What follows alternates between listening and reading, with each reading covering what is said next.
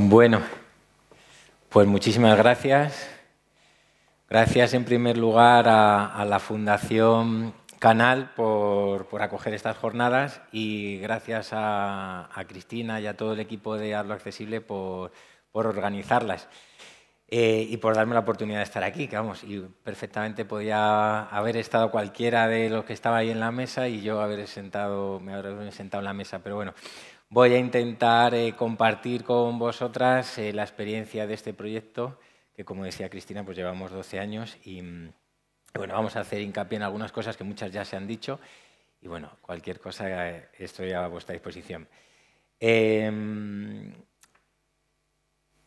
La realidad en la que nos encontramos, aunque estos son unos datos, da igual un poco el número, pero es que, por ejemplo, en España el 8,5% de la población tiene algún tipo de discapacidad y si hablamos de personas mayores, pues son cerca de 10 millones de personas mayores de 65 años, ¿no? Pero como digo, estos son datos, estadísticas, eso no significa nada y mucho menos es un problema. El problema realmente está en que menos del 2% de las personas con discapacidad considera la asistencia a eventos culturales como su principal actividad durante su tiempo libre.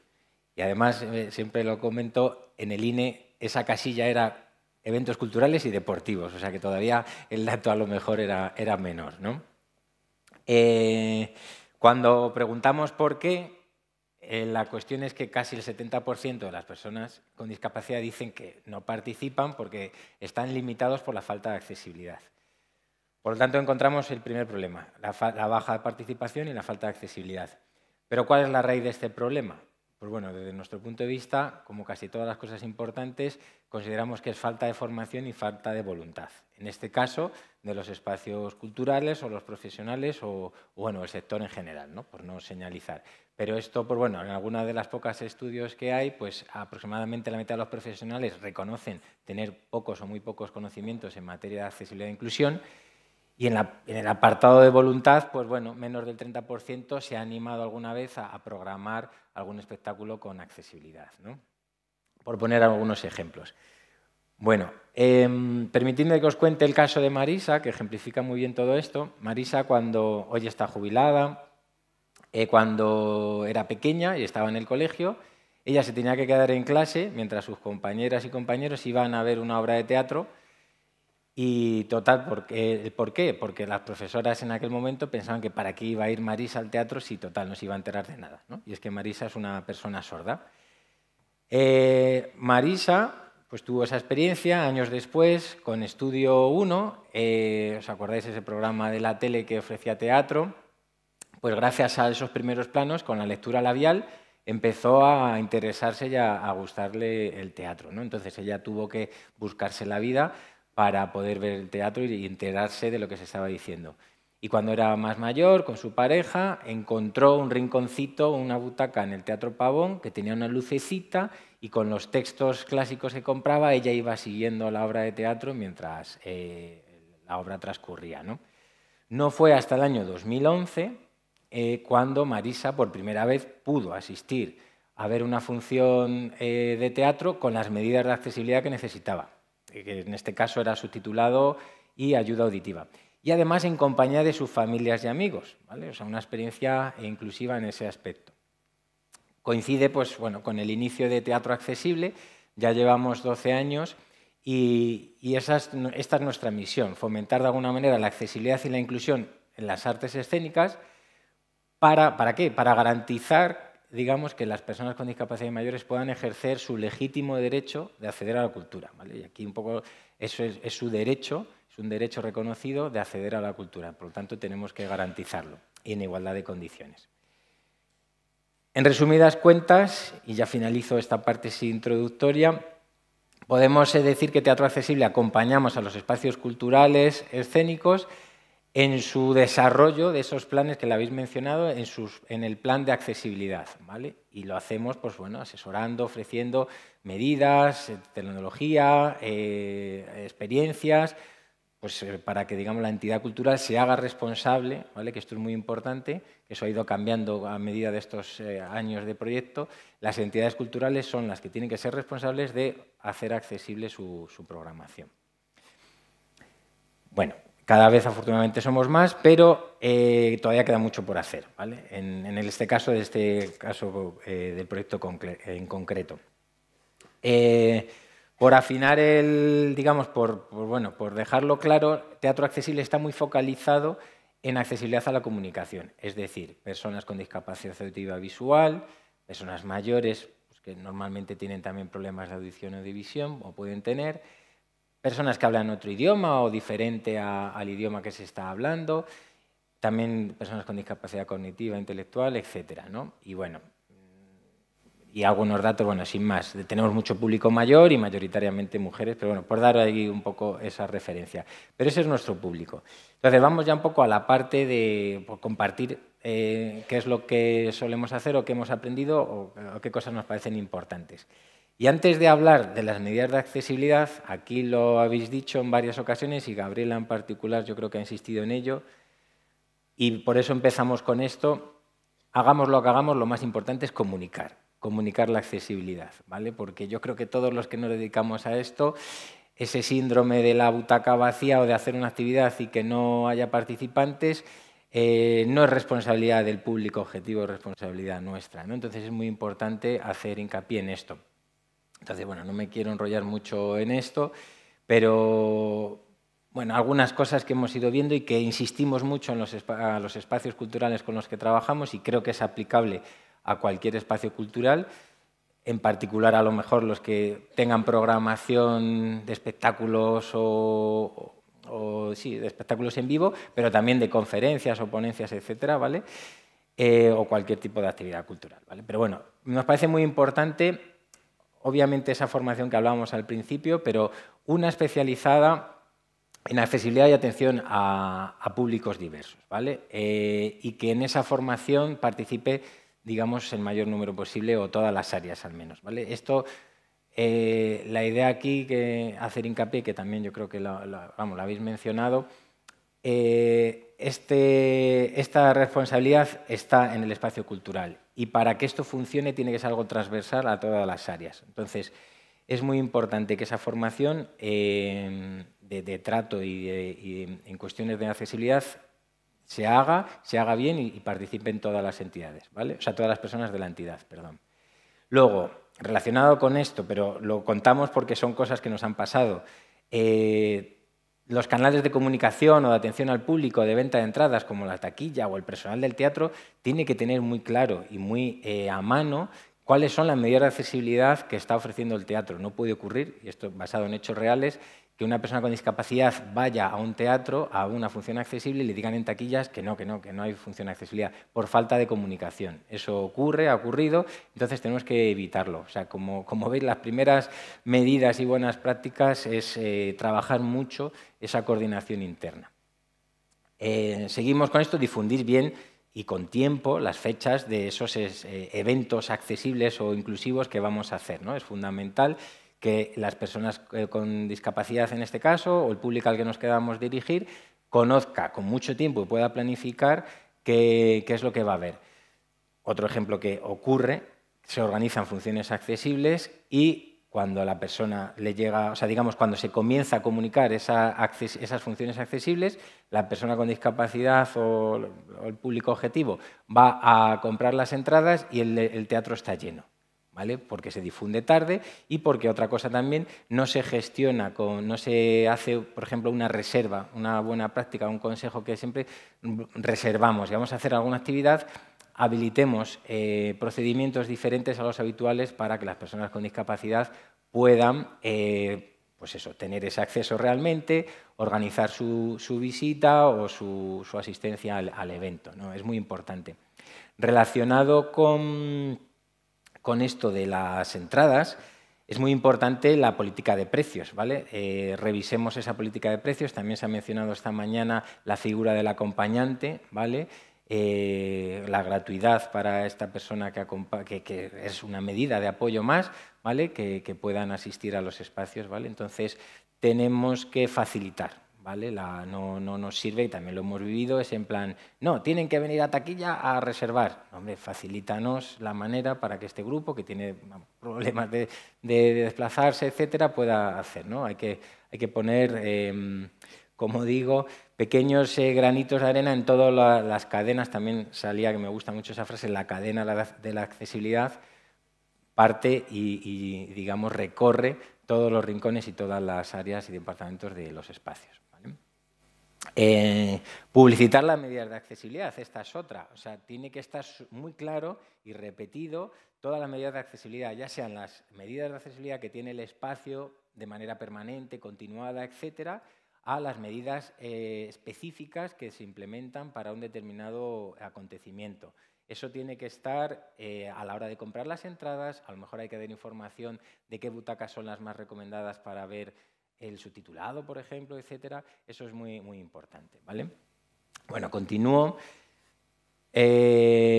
Como veis, hago mucho hincapié en esto de difundir, colocar carteles en el espacio, luego utilizar las redes sociales para comunicar precisamente estas medidas o estas iniciativas es fundamental. Siempre recomendamos también documentar las experiencias, poner en valor todo esto que estamos haciendo, que es un esfuerzo en muchos sentidos, de recursos humanos, económicos, etcétera, pues documentarlo bien, explotarlo incluso, utilizarlo para una comunicación generalizada, ¿no? Todavía estamos esperando, digamos, pues bueno, es un gancho más que puedes utilizar para, no solo para dirigirte al público objetivo, sino para dirigirte al gran público en general, ¿vale? Recopilar datos nos parece súper importante. Por nuestra experiencia, los espacios que más desarrollan o más éxito tienen en el sentido, ¿vale?, si podemos definirlo así, de mayor número de usuarios y fidelidad a la hora de, pues eso, de personas que utilizan las medidas de accesibilidad, son aquellas que saben quiénes son esas personas, tienen los nombres y apellidos de quién necesita la ayuda auditiva o quién es el subtitulado o quién necesita la audiodescripción. Entonces, recopilar datos, tener una comunicación directa con ellos es fundamental, ¿no? Establecer esa relación. Me lo he saltado antes en la diapositiva anterior, ¿vale? Todo esto debería ir acompañado de una relación con las asociaciones, ¿vale? Aprovechemos las asociaciones de personas con discapacidad o mayores o del público al que nos queramos dirigir, porque son nuestras aliadas en ello, ¿vale?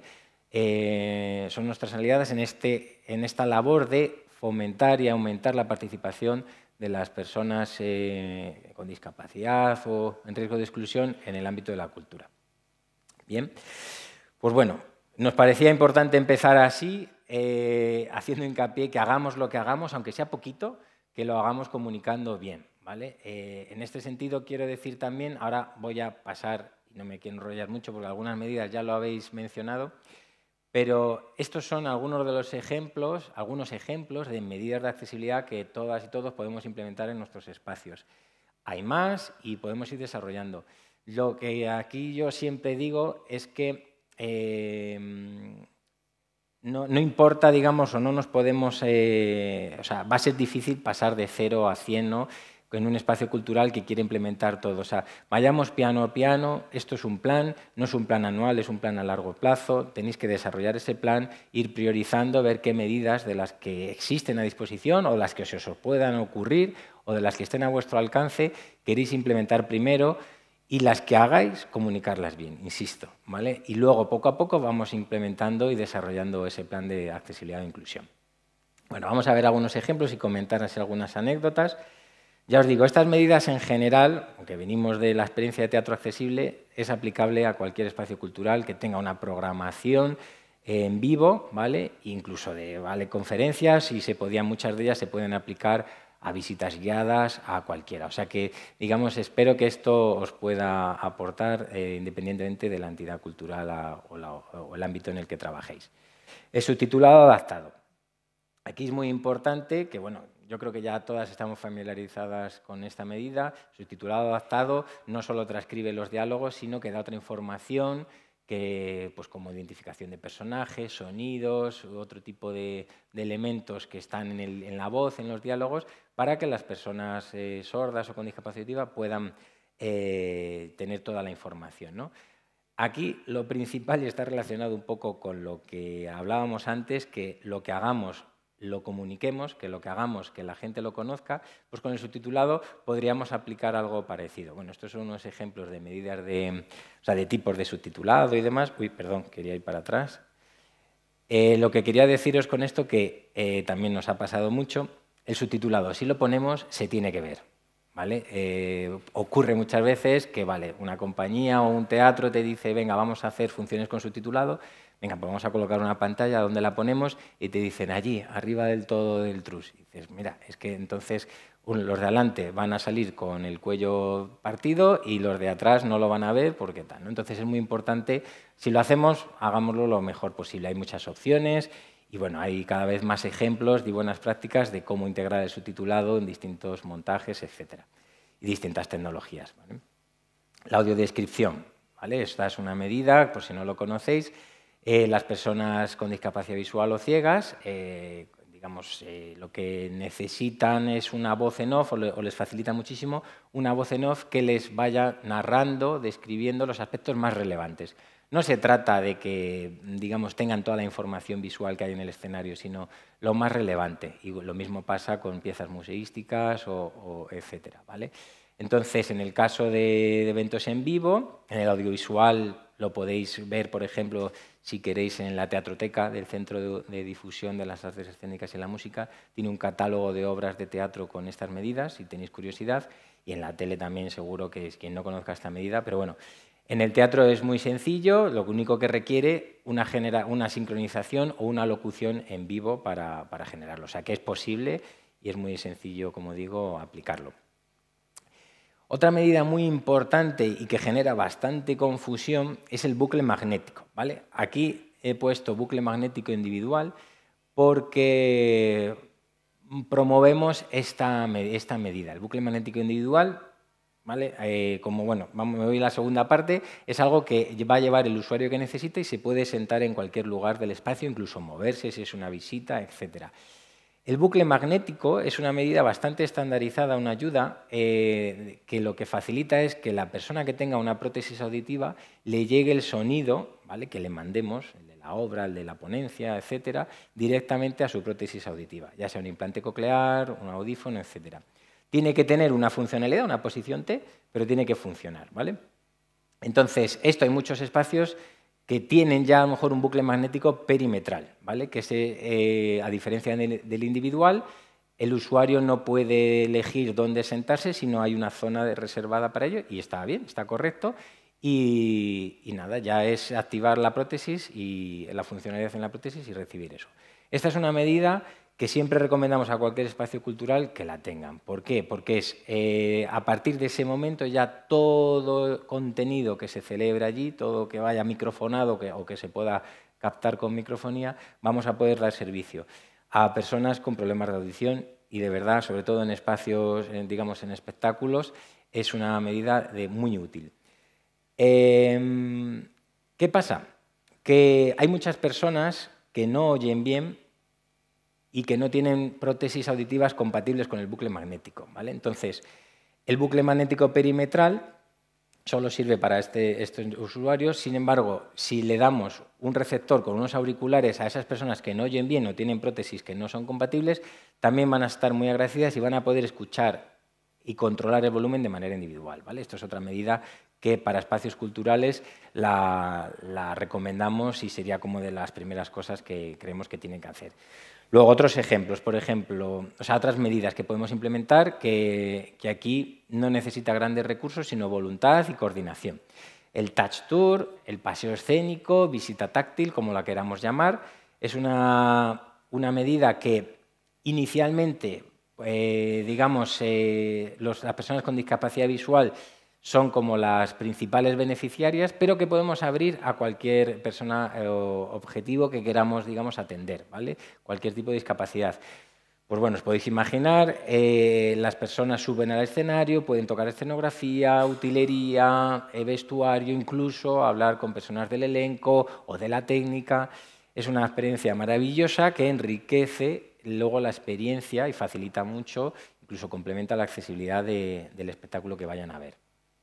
La lengua de signos, pues como hoy tenemos aquí, es fundamental también incluirla porque, por si no estáis familiarizadas, la comunidad de personas sordas es muy heterogénea. Entonces, no podemos, digamos, suponer que todas las personas sordas digamos, necesitan el subtitulado o el bucle magnético o la lengua de signos.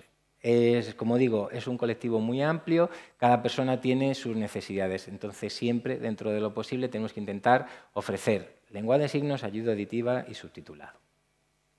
Y en este sentido, también, recientemente también hemos tenido anécdotas con esto, pasa como el subtitulado.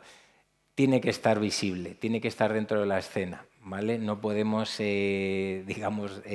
apartar y sacar, tenemos que dejar espacio a que las intérpretes estén en el escenario, en el espacio, visibles, para que realmente sea una medida adecuada para los usuarios. ¿Qué más cosas podemos hacer que están a nuestro alcance? Programas de mano adaptados a distintos formatos, por ejemplo, lectura fácil o pictogramas. No solo el programa de mano. Cuando, por ejemplo, trabajamos con colectivo con discapacidad intelectual o cognitiva, se puede ampliar la información incluyendo cómo llegar al teatro, qué se van a encontrar en el espacio, incluso cuestiones prácticas de dónde están los aseos, las salidas de emergencia, ese tipo de cuestiones son muy útiles, ¿vale? Aquí relacionado con esto, que no tengo una diapositiva específica, están las funciones relajadas, por ejemplo. Una función relajada, que creo que no la tengo, perdón.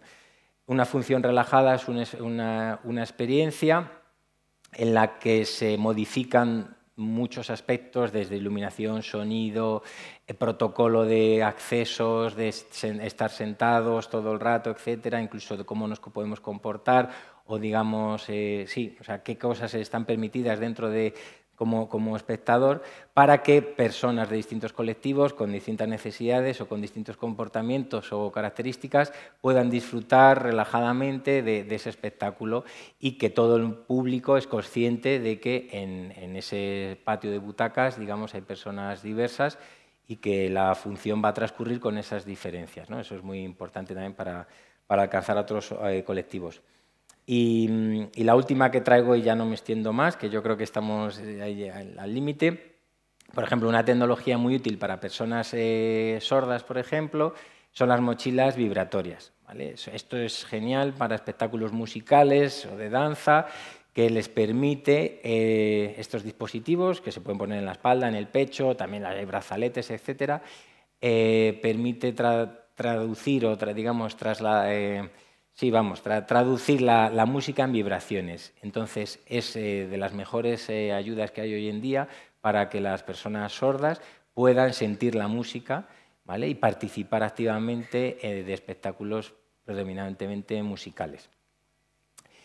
Y hay muchos más, y muchos más que irán surgiendo, y muchas características, y tecnologías y experiencias que vamos entre todos y todas innovando y compartiendo. Como digo, lo importante es que tengamos un plan, que involucremos a todas las, por lo menos a todas las áreas de nuestra entidad, que las involucremos en esa labor de hacer que nuestro espacio cultural tenga una programación y llegue también a personas con discapacidad y otros colectivos, y que seamos pacientes y vayamos ejecutando poco a poco ese plan durante mucho tiempo. Nada, muchísimas gracias por vuestra atención, quedo a vuestra disposición.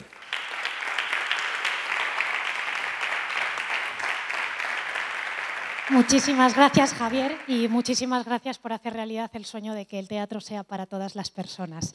Sin más, os invitamos a hacer un descanso. Tenemos ya el café servido fuera. Sí que os vamos a pedir, os vamos a recortar 10 minutos el descanso, porque como vamos un pelín de tiempo y no queremos luego alargarnos mucho por detrás, y os a las 12:20 retornamos con la segunda mesa redonda, ¿vale? Muchísimas gracias.